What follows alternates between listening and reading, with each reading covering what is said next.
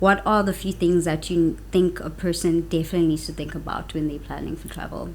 So the first thing is budget. Yeah. Know how much money you can spend. Then plan your trip around your own budget.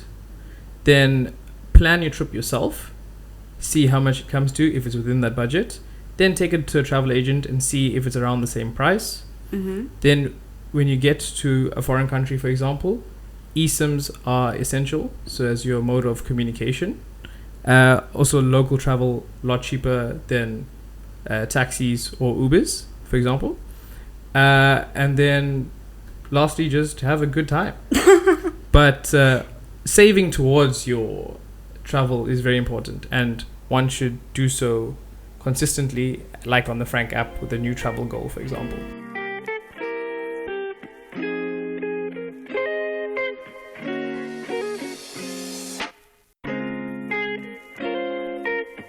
So you kind of recently traveled. You well traveled, actually. So you've been like quite a few places this year, I think. No, it's only been one. Is it? It's only been one. Are you sure? Yeah. I'm pretty sure you went to New York recently. New York? No. That was quite a while ago. Oh, okay, but cool. Yeah. So how did you go about planning that trip? Like, what did you... Because I know, like, the first thing I think about before, like, I go anyway is, like, look at flights. Because I need to know if I can afford to actually get there. I don't know about you. Yeah, no, I don't know if it's the correct thing to do, but I think it's just the first thing people do, and it's what I did as well, was just look at the price of flights. So, like, when you're planning and budgeting for your trip, I know you'll have preconceived ideas of where you'd like to go, but obviously everyone's budget doesn't accommodate for everyone to go everywhere. Yeah. So planning is very important, and budgeting. So the first thing can be, like what I did, was I wasn't 100% sure of where I wanted to go, but I knew I had a budget in mind, and I started planning a trip with various different places in mind, and started by looking at the price of flights. And so the recent trip I did was to Turkey, and yeah, I just hopped onto a flight website like TravelStart or wherever, looked at the different prices of flights. Important thing to note is a lot of people travel at different times, and obviously people want to leave on a Friday afternoon or Saturday morning and want to come back from the holidays the following maybe Sunday or so, just in time for work. But those are your most expensive flights. So a good thing to do is travel on a Wednesday or Thursday. That's when you depart, and come back on a Saturday. Those are generally the cheapest flights. So that's what I did initially. Look at the price of flights, found the flight I want to go to, well, the price I wanted and where it is, and then I looked at accommodation options at the different hotels. So everything is done with a budget in mind. Yeah. Like, I know you also went on a holiday recently. Could you tell us, like, how you started planning on where to go? Well, firstly, I like leisure. Like, I don't want to, like, I don't like doing, like, a lot of activities. So I looked at specifically the activities that I wanted to do, which was more like chilling by the beach, like maybe going snorkeling, because I chose more of a, what do you call it, an island holiday, because that's my type of vibe. So I kind of firstly looked at which island holiday I could afford. Like, can't go to the Maldives, so I chose to go to Zanzibar. Nice. Which was nice. Like, it was a nice close second, the price was affordable. I feel flights quite affordable to go to Tanzania for, like, my budget, so I feel that worked out for me as well, and especially with accommodation as well. Like, resorts, I would say that side are quite affordable, because you get a resort by the ocean at like a fairly affordable price, well, depending on your budget. So I would say that's what I looked at. Another thing I want to ask you, did you choose Turkey on purpose, or was it, did you... Well, it wasn't really on purpose, but I knew it is such a beautiful country, and it was in, like, the region of where I wanted to go into Europe, and accommodation was very affordable, and the flights. And like you said, with Zanzibar, with the type of hotels you get by the seaside, a lot of people will book a cheaper hotel, but also you have to consider that some hotels might be more expensive, but it's all inclusive. So your food and drink is all inclusive. So for example, if you go for a week and your all inclusive hotel is 10,000 rand, but you find a cheaper hotel for maybe 7 or 8,000 rand, but then you go and spend another 7 or 8,000 rand on food when you could have pay the extra 2,000 for the all inclusive hotel, and then you don't have to pay anything for food and drink because it's all included.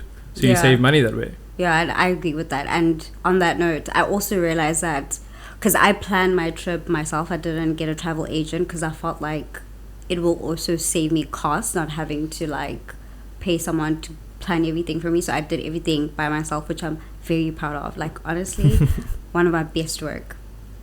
Was quite tricky getting there at first. I was scared, like not knowing like if I did the right thing and like am I gonna get reliable transport and everything. But I felt because the hotel offered like transportation and everything, and I mean airport transfers I think is one of the reasons why people choose to get a travel agent, because they plan those things out for you. So the hotel offered that, which made it easier for me to kind of plan everything else. And they also offered activities as well. So it kind of cut the cost for me on not having to like worry about that. And I think a lot of people, you know, you kind of, obviously having a travel agent, because I know you had that, outweighs the stress of not knowing what you're going to do when you get to the place and activities. So I was in the same boat as you initially. Like, I wanted to plan everything by myself, and I thought it would be cheaper that way.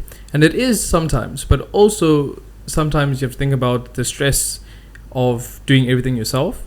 So I'd say when you're planning a holiday, the first thing is don't book everything, but get an idea of costs of everything. So that's including flights, accommodation, visa costs if there are any, transportation estimates, food budget, shopping budget. Once you total all that up, you'll have a figure in mind which will be the cost of your entire trip. Then go to a travel agent, get them to plan the trip, give them the specific dates you want, and they'll do it for you. And in my case, the travel agent's costing actually came below my costing. That's nice. That is it included pretty good. All the transfers, which I didn't have to worry about. So when I got off the plane, there was someone there with a signboard with my name on to pick me up, take me to the hotel. Also, a lot of all the tours already booked, so it was very convenient that way, and I didn't have to stress. Yeah, that's pretty good though. That means you're a good planner. The fact that you could like get the right prices, because then that means you kind of knew like which days to like choose flights and stuff like that. You when I'm planning my next trip to be like, I can be your travel agent next time. Thank you. I'd appreciate that. Another important tip when traveling is communication, because having a South African SIM card, and if you want to use it overseas, roaming can be very, very expensive. And I know from Turkey, for example, the cheapest tourist package they had for a local Turkey SIM card was $30. Wow. Which is quite expensive. It's like almost 600 rand. So I did some research beforehand, and I found an app that which I could get an eSIM through. It's called Airelo, I think it's called. Yeah, I've used it before. I can't pronounce the name. Yeah, it's a very tricky one. So, and they had options ranging from as little as $5, depending on like how much data and stuff you want to use, which made it a lot easier to communicate, especially when you're in a foreign country and you don't know how to get around. Just having data to use Google Maps, or if you're traveling with someone, then in case you get lost, you can just WhatsApp them, so nothing bad happens.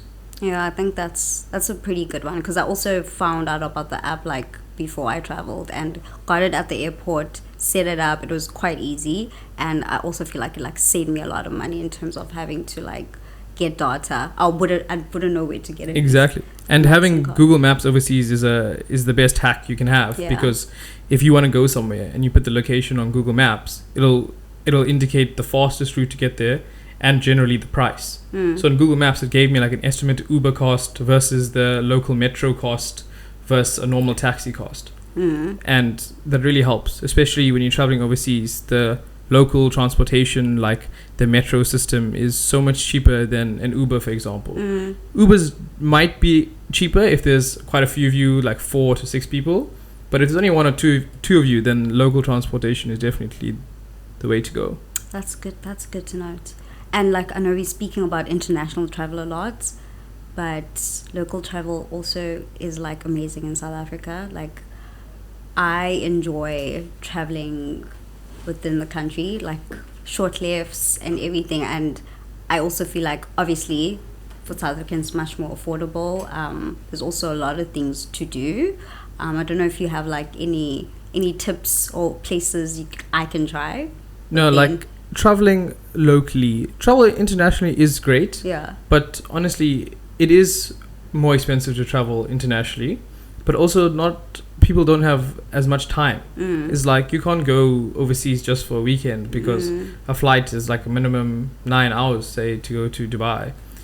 So if you just have to plan for it and exactly, and if you just want to go away for the weekend, traveling locally or even for the full week, it's amazing. My favorite destination is probably around Cape Town, is taking the 1.5-2 hour drive to Hermanus, going whale watching, especially now. It's a great season. I really need to try that. It's very, very nice. I really need to try that. And they also have one of the best wine routes there in Hermanus. So it's and they have my favorite wine farm. Which is? Creation. Nice. It's also up there on mine. But traveling locally is good. It saves you money. If you short on time, it's great. And the only thing you'll have to deal with is load shedding, I suppose. Guys, if you're still with us, please drop us an orange heart. And if you have any questions that you guys would like us to answer, please also drop the comments down below.